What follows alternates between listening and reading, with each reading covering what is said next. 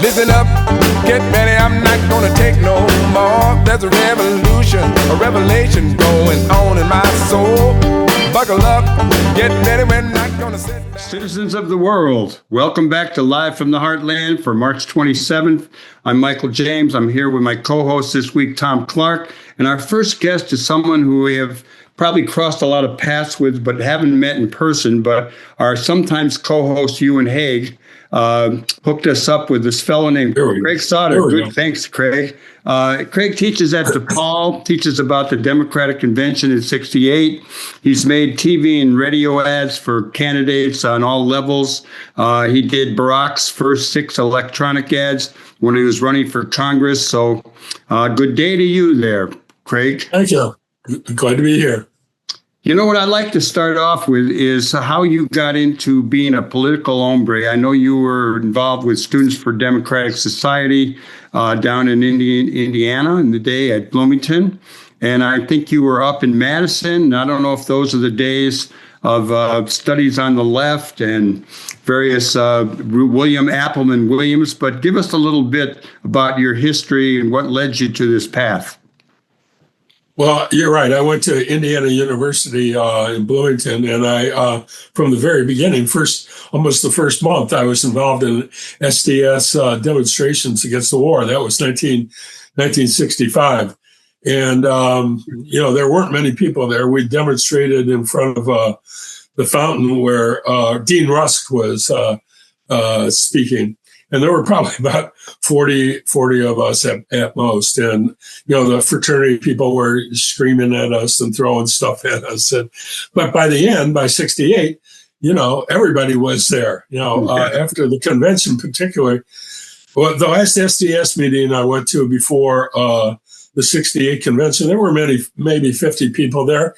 The one that came 1 week after the convention, it was held in the largest hall in the university and a standing room only and people outside. It's a real transformation. So, it's civil rights. I've been interested in civil rights since I was a kid.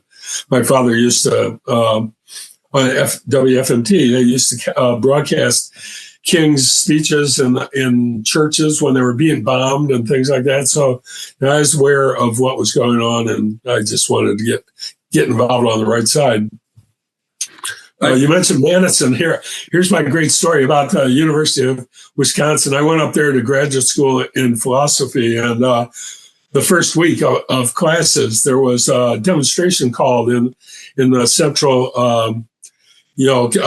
plaza between the library and the student union and a couple other buildings. And that was called for 6:30. I got there about 6:20 and I looked around and there were big phalanxes of police all over the place, but hardly any students yet. So I went into the library for 10 minutes. I figured I'd go back out.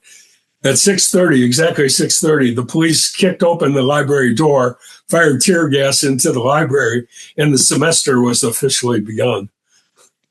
Well, let me ask you you talked about the small number of people demonstrating initially, and then it expanded to overflow crowds. What do you think? How would you compare that to today with the repression of free speech on campuses, probably initiated by the current president as well as university presidents? What's your thought about the evolution of protest in these days under Trump?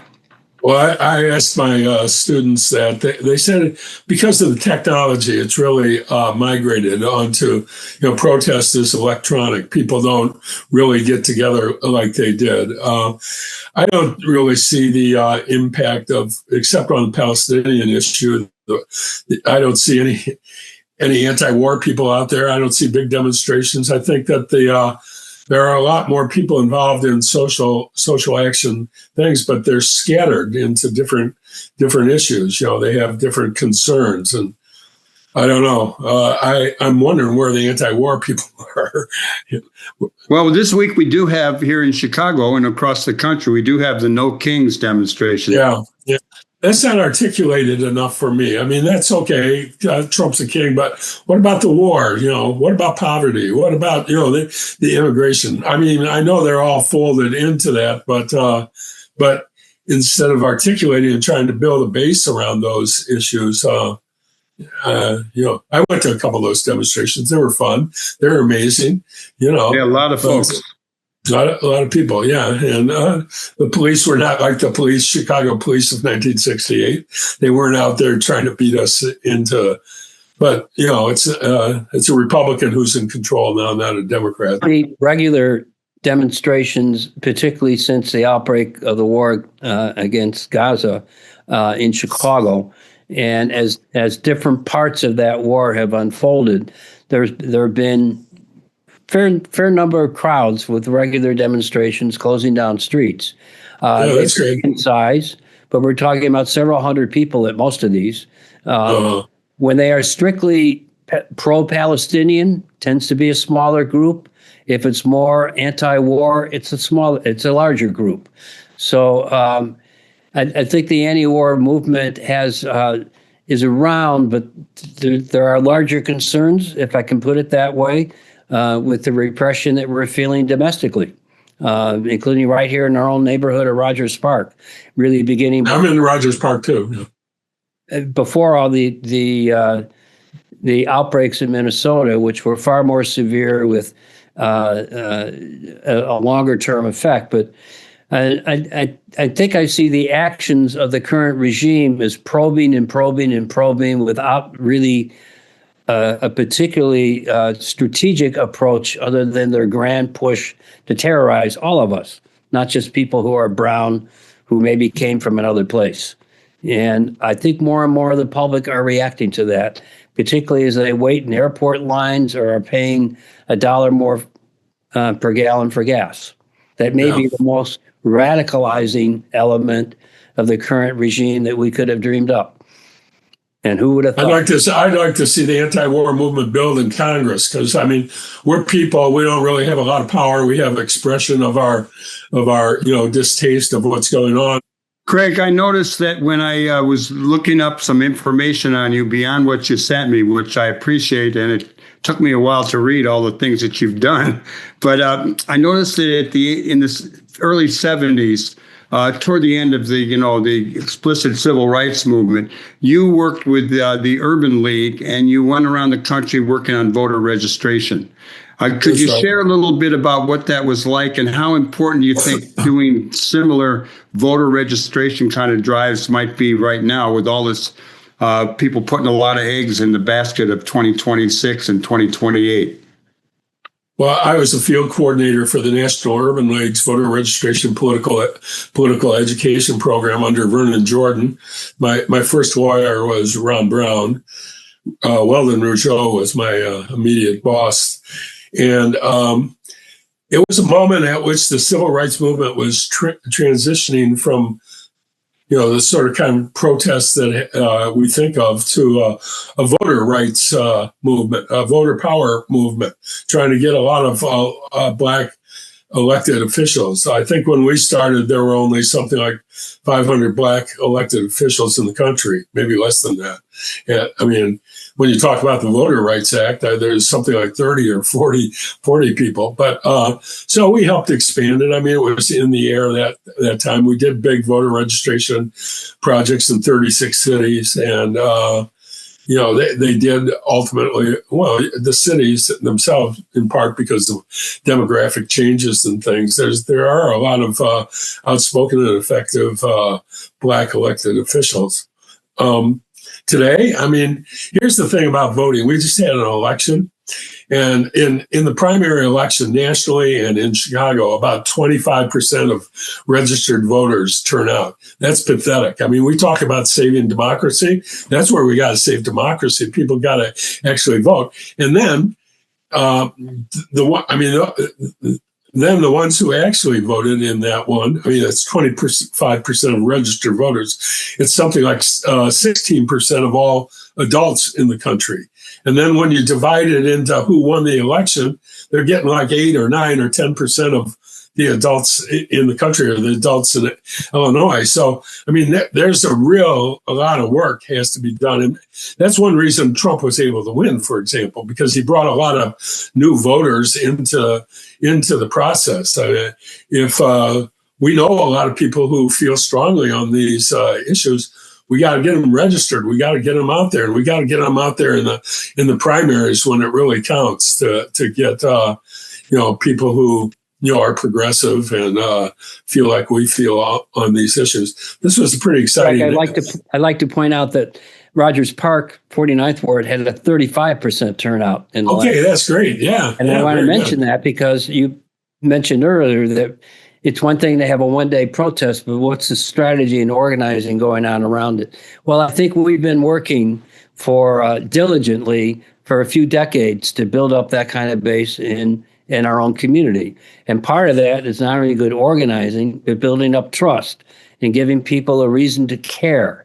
We've had really good candidates to run, and the results are we have a pretty progressive rank of legislators, both at the city council level and the state legislature, that I think many of us are really proud of. And I want to tip a hat to absolutely Hogan, who's been tireless over the years in not only voter registration, but accompanying it with strong organizing.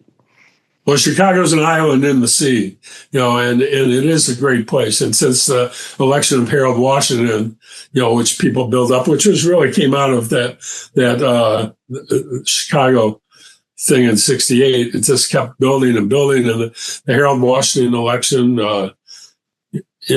turned Chicago into a progressive place. And we've been able to build on that, as you said.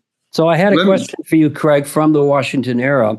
You and your wife wrote the report about Harold's education work. Yeah, the final report of the Education Summit. It was Washington and Sawyer, because Washington died. On the day that Harold died, I was working on a story about what happened to school reform. And over the course of the day, my morning sources, who were very critical of the mayor, called back to change their quote after news of his passing happened. But I remember the frustration of school reform advocates at the time and, trying to get LSCs off the ground and other elements like that. And now we're looking at a fully elected school board, some 25, 30 years after those initial efforts were started by Harold. Yeah, that's going to be fascinating. How do you look at that arc from that original work that Harold tried to start through the rise of CTU being a powerful union to the current day where we're looking at what may be a mixed blessing in some people's mind of an elected school board and all the money that's going to get involved with that? Yeah, we'll have to see how that works. Well, we start out with, what was his name? He was Secretary of Education under Reagan. Was it Bennett or something? He called Chicago schools the worst in the nation. And now Chicago has some of the best urban schools in the nation. So it's been a long 30, 40-year process building up some of these schools to help the kids out who live in these neighborhoods. And I think the local school councils have played an important role in that. When Mayor Daley II got in, he de-emphasized the LSCs, but still they were, on the ground helping to make real decisions at the schools and bring up the quality of the education in those schools. And as you mentioned, the CTU is a powerful force. They've made the mayor. They made the mayor, and the mayor is their ally. And education for all kids is the major issue for him. Up until Mayor Daley II, and maybe Washington, most mayors sort of ignored the school board. It was the dumping ground for patronage. And, that was one of the reasons that we had such poor schools. But Daley took responsibility for it, and most mayors since then have tried to take responsibility for the quality of the schools. And that's to their credit, even if we don't particularly like somebody like Rahm or Daley or something. But at least they stepped in there and did something. It's been a long process, and now, we'll see how it is. Right now, Mayor Johnson has backed the CTU and gotten them the big raises, but financially the system is totally bankrupt. So they're playing chicken with the state to see whether or not they'll step in there to fill the gap and make sure the teachers get the kind of raises they do and that the schools get the money that they need. One of the things you did along the way was to produce commercials or ads for radio, TV, etc., for various candidates. And one of them you did was the early electronic ones for Barack Obama when he was running for Congress. And he ran against Bobby Rush. And then you say, fortunately, he lost. Otherwise, he might not have become president. Talk a little bit about making commercials and that particular one. Well, for Barack, we made radio commercials. What happened? That's complex. Let's see. So he was running against Bobby Rush. He had some polls that said that people were really dissatisfied with the kind of district services Rush was providing. So, and he had a great resume in that he'd been, head of the law review at Harvard. Yeah, but people thought he was sort of an elitist. He's sort of a guy who just came in here looking for a power base.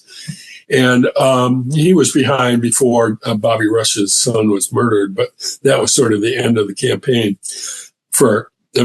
the real campaign, whether or not he could win. So he lost. Michelle told him that he's never running for another office as long as she's around. And he had great campaign debts that eventually, I say this, that he was one of the first people that really paid off in full on campaign debts. A lot of people, when they lose, if you win, it's easy to raise some money. If you lose, it's really hard to get that money. So sometimes the people who did the work for you don't get anything. Sometimes they get 50%. But he did that. I think if he had won and been in Congress, be one of, just a large number of people. He would have been articulate. He would have maybe became like a speaker of the House or something like that. But the fact that he was out there, he could jump into that Senate race, and that just propelled him. Maybe he would have done it anyway, but who knows? Well, it was great when he came to the Heartland when he was running for the Senate. And I had not wanted to meet him. I was at a party where he was at in Hyde Park when he was running for Congress, and I was friends with Bobby Rush from the Panther days. And so I didn't want to meet Barack, but later we did, and Tom and I, we had him on the radio show. I'm going to switch gears here. And, you've done a lot of different things, but one of the things I noticed that you, for a number of years, worked as the poetry teacher for 36 schools in upstate New York.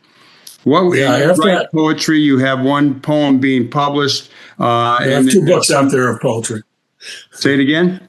I just have 2 books out there of poetry too. Yeah.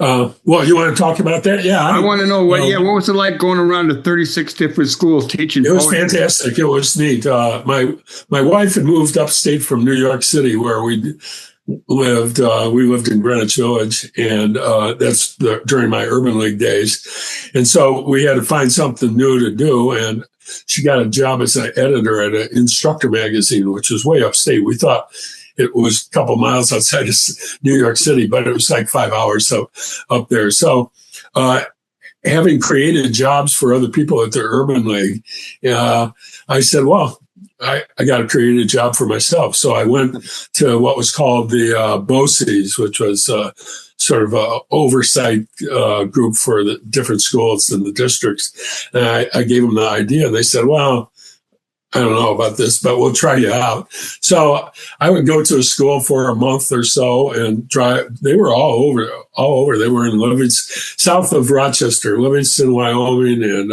Steuben counties. And so I'd go there, and the first day people would be pretty skeptical, but I had some routines like showing a lot of slides of art. Famous art, and just having kids write lines and then trying to put those lines together, and all of a sudden they'd have a 5-line imagistic poem, and it amazed their teachers and amazed them.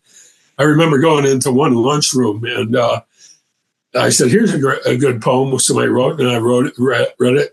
They said, "Who did that?" And I gave the name. They said, "There's no way he could have done that. He's the worst kid in the school." So somehow art and arts education and things like that really inspired some kids, and we did books, and we did it several years. I'm going to ask you one more question while we got about 2 minutes left. In reading about what things you've done, I came across that you had poems from one of your books featured in a movie called Wild Blue Moon. Now, I have a daughter who was conceived on a blue moon. And I like the notion of the blue moon. And can you tell us a little bit about what that film was about and how your poem showed up? I know it was at the 92 Chicago International Film Festival. And we got about 2 minutes. Okay, well, a couple guys that I knew had my book on their coffee table, and the guys who were making this film, which is mostly staged in Mexico, were up here, and their main character was a poet, so they needed some poetry. So they said, "Oh, this is pretty cool," So they took my book, and the guy read my poetry, and I was in that movie that way. It was sort of an accidental cosmic connection of things. How did you like the movie itself? I liked it. Yeah, it was really neat. It was about sort of a hippie community living in a cave or something down in Mexico. But it was fun. I got to squeeze in one more, Michael, as we sign off. Do it quick. What was it like to co-author a book with Ed Burke? Oh, yeah. Inside the Wigwam, Chicago Presidential Conventions, 1860 to 1996. I was at a dinner for DePaul University Theater School, and I was invited because I'd gotten some kind of teaching award. And Ann Burke was the first graduate of the School for New Learning where I taught, and so Ed was at the table. She said, "Do you know any?" She said, "What are you doing?" I said, "Working on this convention book." And she said, "Oh, Ed knows some things about that." So I threw out a few things. What do you know any convention stories? And he rolled out a few, and so the band started up and people started dancing. I drank a bottle of champagne, a cup of champagne. I walked around and because I'm a Harold Washington person, So I walked around over to him. I said, "Started this new book on conventions. Are you interested in doing anything on it?" He said, "Well, I'd love to be a published author. Come around to my office." And we worked it out that way. It was a true collaboration. It was a pretty successful book in Chicago during 1996. Somebody sent a copy to Clinton, and somebody walked into Clinton's office to give it to him, and he was already reading it. So and they read it on the train, and it was in the books, the window of all the bookstores, etc. Well, I got a story about him, but we're running out of time. So we'll save it for another time. Craig, thanks so much for coming on Live from the Heartland. I hope we'll have you back. And everyone.